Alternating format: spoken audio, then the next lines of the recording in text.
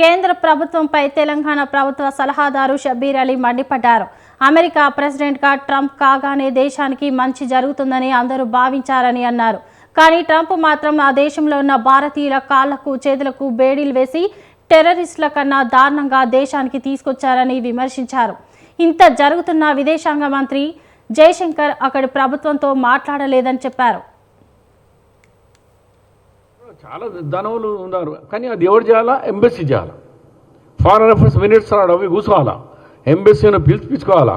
Embassy వాళ్ళను contact చేసి ఇంతమందికి వీళ్ళు డబ్బులు లేవు, ఆర్థికంగా ఖతమైపోయినారు, కాబట్టి వీళ్ళను ఇండియాకు పంపించేందుకు మీరు ఆర్థిక సాయం చేయాలా.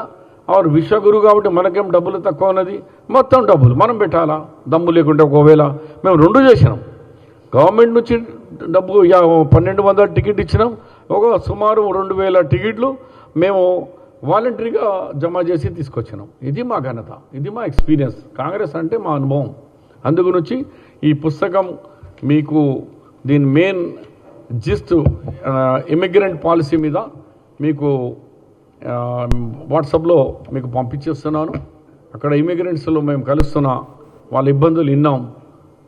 రోలా స్ట్రీట్లో పోయి మంచి